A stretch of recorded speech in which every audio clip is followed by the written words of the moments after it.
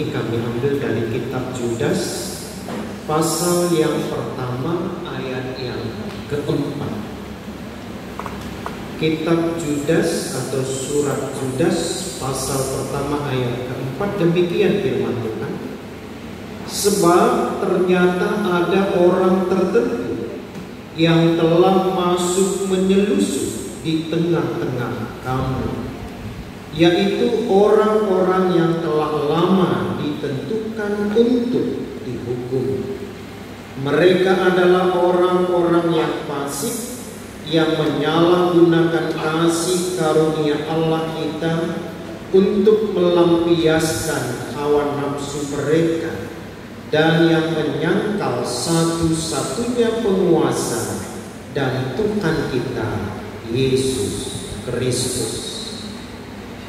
Demikian bacaan kita. Tema yang kami angkatkan berdasarkan teks kita, jadilah pejuang iman. Salam. Selamat pagi. Semangat pagi.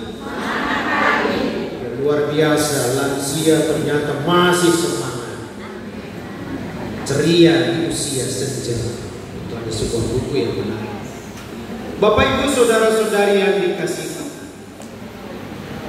kitab atau surat Judas adalah salah satu kitab atau surat paling singkat, hanya satu pasal.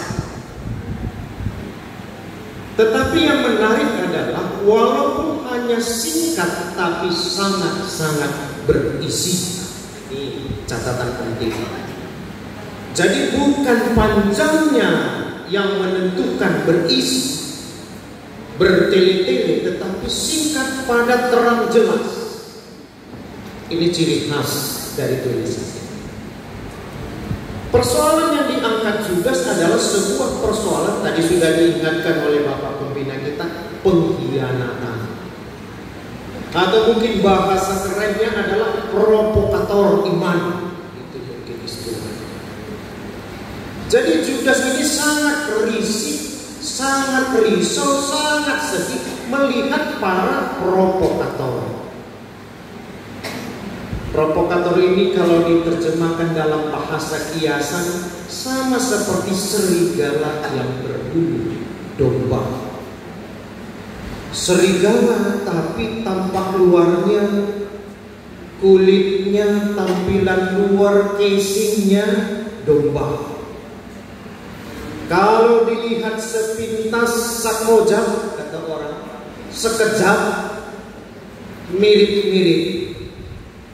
Tetapi kalau didalami, didekati, diamat-amati lebih jauh, lebih dalam, maka kita bisa membedakan mana serigala berbulu domba atau domba yang asli. Catatan mengatakan bahwa di zamannya pada waktu itu, ini jadi catatan bagi kita, ternyata ada orang yang sangat pintar, sangat gigih di dalam tanda petik menjual firman, menjual khotbah, menjual pesan ilahi, sehingga dalam tampak, dalam sesuatu yang terjadi, dia lebih hebat, dia lebih besar, dia lebih utama dari sang pemilik pesan. Ini menjadi persoalan. Sebab yang diajarkan bukan kebenaran tapi kesesatan. Bukan yang benar tetapi sesat. Ada 3 hal yang mau kami coba angkat dari teks ini secara singkat mengalir. Judas berharap orang percaya itu yang pertama benar kenal, benar pahami firman Tuhan. Bapak Ibu saudara-saudari yang dikasihi Tuhan, kalau kita tanya diri kita, pengenalan kita akan Tuhan itu apakah ditentukan oleh usia? Atau pengenalan kita akan Tuhan itu ditentukan oleh bagaimana kita bisa merasakan kedalaman hubungan kita dengan Tuhan? Saya punya contoh. Beberapa waktu yang lalu kami melakukan pelayanan ke daerah Pantai Cermin. Di sana saya berjumpa dengan sebuah keluarga. Keluarga ini rumahnya dekat dengan gereja. Orang toba tapi warga GBK. Singkat kata singkat cerita, kami melayani berkunjung. Kita bacakan firman bagaimana Paulus menyimpulkan kehidupan. Aku tahu apa artinya kekurangan, aku tahu apanya artinya kelebihan, aku dapat rahasia. Itu kata yang kita kupas. Kebenarnya kita angkat. Lebih dan kurang itulah manusia. Dalam kelebihan kita tahu artinya, dalam kekurangan kita tahu artinya. Setelah firman itu dikumandangkan, lalu ditanya, Bapak Pasaribu, apakah Bapak sudah benar-benar mengenal Tuhan? Saya kenal Tuhan, tapi saya sedih. Mengapa? Karena sampai saat ini sudah 14 tahun kami bergumul. Apa pergumulannya? Anak kami sudah 14 tahun pendeta, gak bisa mendengar, gak bisa bicara. Awalnya tidak demikian, hanya karena demam 1 hari.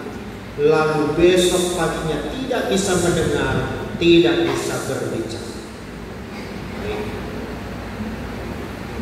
Kita tanya, siapakah Bapak? Siapa orang tua Bapak? Siapa nenek buyut Bapak? Coba terang. Apa yang dia lakukan? Apa yang diperbuat? Dengan jujur dia berkata, baik, kalau begitu Bapak pegang jimat. Bapak pasti punya sesuatu. Bolehkah kami lihat? Boleh kami tahu? Dia tunjukkan, dia beri. Ini Pak, ada 9 isu.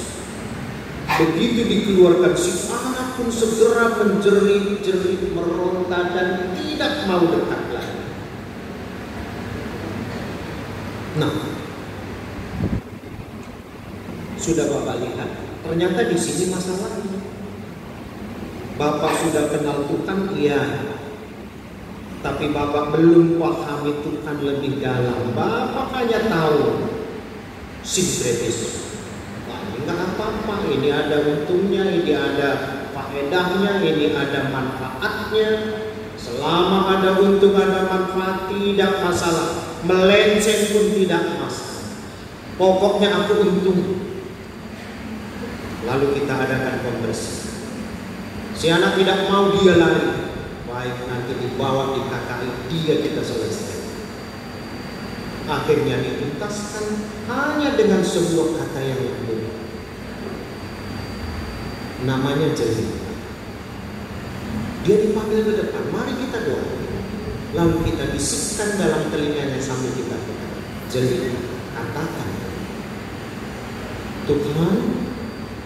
Lalu dia pun mengatakan dengan pelan, tolong. Lalu dia pun mengatakan tolong. Jelita. Lebih keras diulangi. Akhirnya dia bisa mulai mendengar dan berkata. Ini fakta di lapangan. Kalau kita kembali kepada teks itu, mengapa ada penyusup? Memangnya kerajaan surga itu sesuatu yang berbahaya?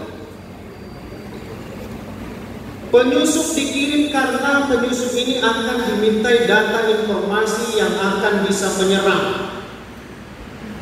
Kalau ini pertempuran, ini begini. Kalau ada sesuatu yang mau kita hancurkan, ada sesuatu yang mau kita lemahkan, maka penyusup akan dikirim.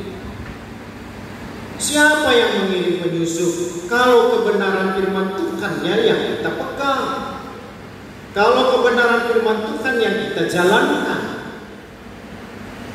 Di tengah-tengah kamu ada penyusup yang akan membawa berita. Penyusup ini bisa seperti serigala tadi. Seolah-olah tampak luarnya dia itu lebih suci. Seolah-olah tampak luarnya dia itu lebih kudus. Seolah-olah tampak luarnya dia yang lebih dari kita. Tetapi ini apakah hanya sebatas hiasan bibir? Cakapnya manis, firmannya manis, tapi aksi dan perbuatannya tidaknya. Mana mungkin serigala akan mampu bertindak seperti domba? Apa mungkin? Bapak Ibu saudara-saudari yang dikasihi Tuhan, Yudas mengingatkan kita, kenali dan pahami firman. Kalau firman mengatakan dalami, mari kita dalami. Jangan tidak mendalami, kita mau di atasnya saja, tidak mau ke dalam, tidak mau lebih dalam lagi menggali. Kita mau kulitnya saja, yang enak-enaknya saja.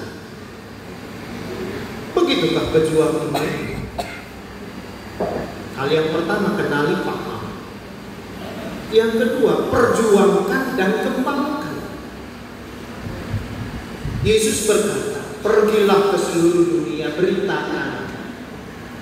Beriman tidak sama dengan menabung deposito. Tabung simpan saja, jangan dinampak-nampakkan. Tabung terus, tabung terus. Firman bukan untuk didengar, disimpan dalam hati, bukan. Bongkar, begitu didengar langsung bongkar dan lakukan. Kalau tidak demikian, ini sama saja dengan penyusup. Maunya berkatnya saja tapi tidak mau berkorban, berjuang. Maunya enaknya saja, tidak mau pahit-pahitnya, manisnya saja. Yang bisa dihitung saja, hasilnya saja, proses no. Benarkah demikian harus kita lakukan? Salah. Kalau cuma tahu hasilnya, siapa pun tahu. Cucu kita TK pun tahu. 1 tambah 1 sama dengan 2. Mana lebih manis, gula atau empedu? Dia akan pilih gula. Anak TK tahu. Bagaimana kita? Apakah Yesus mengatakan, oh enaknya saja tanpa ada proses? Apakah keselamatan itu hanya datang dikatakan Anda selamat? Begitu selamat karena pada saat ini ada seolah-olah orang percaya itu punya hak imunitas atau impunitas. Saya sudah benar, boleh lakukan kesalahan karena saya sudah dibenarkan. Enggak masalah. Antinomine istilah yang ada. Oh enggak masalah itu. Pokoknya saya sudah dibenarkan. Boleh berbuat salah, enggak masalah. Mau cari untung saja, mau cari enak saja. Tuhan kan datang untuk menyelamatkan. Saya sudah selamat. Ibaratnya ke gereja itu kita cuci pakaian, kotor-kotor masuk mesin laundry bersih sudah wangi. Masuk gereja sudah wangi lagi. Kira-kira begitu pesan. Tapi sebaliknya, mari menjadi pejuang iman. Tadi sudah kita kenali, pahami, kita sudah dalami. Sekarang mari kita pertahankan. Ada yang nyerah, pertahankan. Percobaan datang, pertahankan. Kuat dalam iman. Imani, sukacita selalu ada dalam hidup. Terakhir, setelah itu terjadi, maka kita akan menjadi pejuang dan pahlawan. Ini menarik. Orang percaya itu adalah pejuang iman. Para pejuang iman dalam generasi berikutnya itu akan dikatakan sebagai pahlawan, sama seperti negara ini. Pejuang kemerdekaan, mereka berjuang merebut kemerdekaan. Begitu mereka selesai masuk generasi berikutnya, maka kita akan mengatakan itulah para pahlawan, para kebanggaan. Jadilah orang tua yang menjadi pejuang dalam iman, dilihat anaknya, dan anak akan mengatakan inilah pahlawan iman. Sebab orang tuaku adalah contoh teladanku, kebanggaanku. Ini persoalan berjuang di tengah-tengah gereja. Misal GBKP Mamre, bapaknya kalau seperti Abraham akan dibanggakan oleh Ishak dan Yakub. Israel membanggakan, oh Abraham itu bapak kami. Karena Abraham berjuang dalam imannya, mengatakan kepada semua bangsa yang ada pada waktu itu, bapak segala orang percaya. Ini kan contoh konkret. Judas juga mau tekankan itu. Jangan jadi pembelot, kenal tapi kurang paham, tapi kenal dan pahami, dalami. Begitu sudah dipahami, didalami, perjuangkan yang sudah dipahami, diimani, kembangkan, beritakan terus, dan akhirnya menuntut dan akan membawa kita. Akulah pejuang, pejuang bagi iman, pejuang bagi kehidupan, kehidupan kekal, fana berubah menjadi kekal, dan itu akan menjadi cerita kebanggaan, kepahlawanan. Dalam arti kata tetap setia bersama untuk memuji Tuhan. Demikian firman yang sampai kepada kita. Kiranya kita tetap menjadi pejuang iman dalam kehidupan, memberitakan kabar baik kesukaan di tengah-tengah kehidupan, sehingga kita tetap percaya, tetap bersama dengan Tuhan. Amin. Kita berdoa.